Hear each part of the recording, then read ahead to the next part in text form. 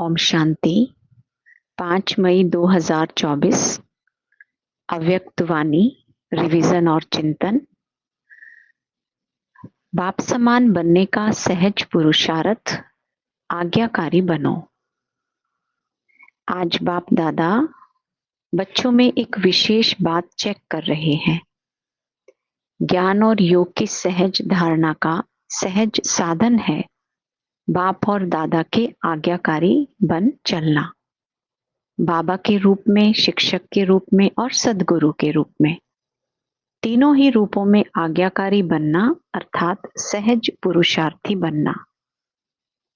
बाबा कहते हैं, आज्ञा के प्रमाण चलते रहे तो किसी भी प्रकार की मेहनत और मुश्किल अनुभव नहीं होगी।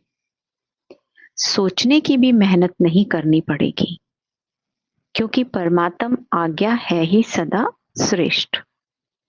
तो हम सब ब्राह्मण बच्चे जानते हैं कि हमारे लिए परमात्म आज्ञा है मुरली, श्रीमत।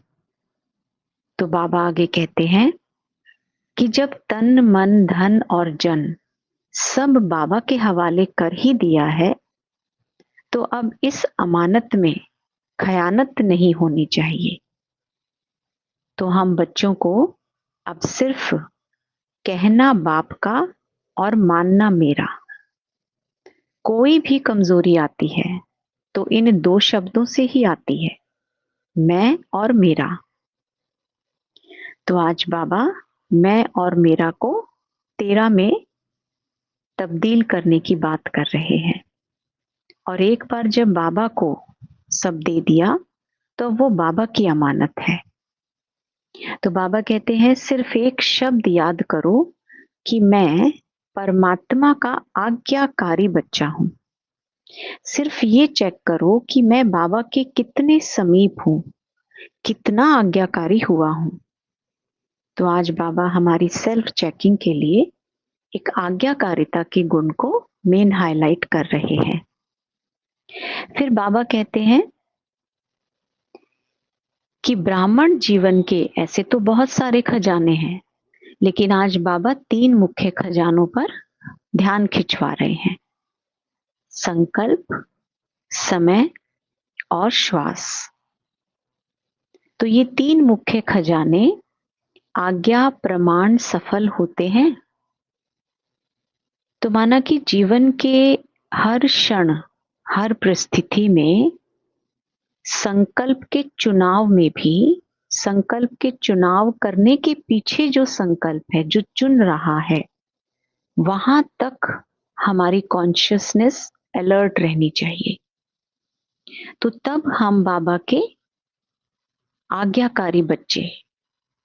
और फिर बाबा कहते हैं कि जो आज्ञाकारी है उसकी सदा उड़ती कला है। तो इस अव्यक्त वाणी में बाबा के सामने एक नेचुरल क्लैमिटी का सीन रखा गया। तो बाबा उसे कंसिडर करके हमें समझाने देते हैं कि कई बच्चे गुप्त योगी भी हैं। ऐसे गुप्त योगी बच्चों को बाप दादा की मदद भी बहुत मिलती है। और ऐसे बच्चे स्वयं भी अचल साक्षी रह वायुमंडल में भी समय पर सहयोग देते हैं। तो बाबा ध्यान खिंचवा रहे हैं कि स्थूल सहयोग देने वाले तो बहुत हैं, लेकिन ये जो ब्राह्मण आत्माओं से सहयोग मिलता है, शक्ति का, शांति का, सुख देने का, यह ईश्वरीय श्रेष्ठ सहयोग है। लेकिन पहले तो मन में शांति चाहिए। माना स्थूल जो सामग्री ऐसे नेचुरल क्लैमिटी एरिया में जो गवर्नमेंट और प्रोवाइड की जाती है, तो बाबा कहते हैं उससे भी पहले तो मन की शांति चाहिए, सामना करने की शक्ति चाहिए। तो स्थूल के साथ सूक्ष्म सहयोग सिर्फ और सिर्फ ब्राह्मण बच्चे ही दे सकते हैं, और वो भी वही जो बाबा के आज्ञाकारी बच्चे हैं, क्योंकि आज्ञाकारिता के गुण से सदा स्टॉक फुल रहता है। तो आखिर में रियल जब पाठ बजेगा तो बाबा कहते हैं उसमें सिर्फ साक्षी और निर्भयता ही काम आएगी। दाता के बच्चे मास्टर दाता बन जो आत्माओं को चाहिए वह देते रहेंगे। शुभ भावना और श्रेष्ठ कामना का भंडारा सदा ही भरपूर रहेगा। तो आज बाप दादा का हर एक बच्चे से बहुत बहुत प्यार है। ऐसे नहीं समझो कि हमारे से बाप दादा का प्यार कम है। आप चाहे भूल भी जाओ, लेकिन बाबा निरंतर हर बच्चे की माला जपते रहते हैं, क्योंकि बाप दादा को हर बच्चे की विशेषता सदा सामने दिखाई देती है। कोई भी बच्चा विशेष ना हो, यह हो नहीं सकता। हर एक बच्चा विशेष है। तो हम बाबा की नजरों से स्वयं को देखें कि बाबा कितनी विशेषता से और कितने अपनेपन से मुझ आत्मा को देखते हैं। बाप कभी एक बच्चे को भी भूलता नहीं है। तो सभी अपने को विशेष आत्मा, विशेष कार्य के निमित्त समझकर आगे बढ़ते चलो। आज बाबा का वरदान है, सदा रूहानी स्थिति में रहे, दूसरों की भी रूह को देखने वाले रूहानी रूहे गुलाब भव। तो रूहानी स्थिति अर्थात मैं और बाबा कंबाइंड हैं। तो जो बाबा की दृष्टि है वही मेरी दृष्टि है। और जैसे बाबा ने कहा कि बाबा हर एक आत्मा को विशेष देखते हैं, तो मैं भी हर आत्मा को रूह, तो ऐसी रूहे गुलाब बाबा के समान, बाबा के समीप मैं आत्मा। रूहे गुलाब अर्थात जिसमें सदा रूहानी खुशबू हो। रूहानी खुशबू वाले जहां भी देखेंगे, जिसको भी देखेंगे, तो रूह को देखेंगे, शरीर को नहीं।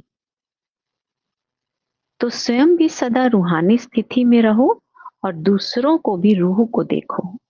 जैसे बाबा ऊंचे से ऊंचा है ना, ऐसे उनका बगीचा भी ऊंचे से ऊंचा है। आपकी रूहानी खुशबू अनेक आत्माओं का कल्याण करने वाली है। तो स्व परिवर्तन से ही विश्व परिवर्तन संभव है।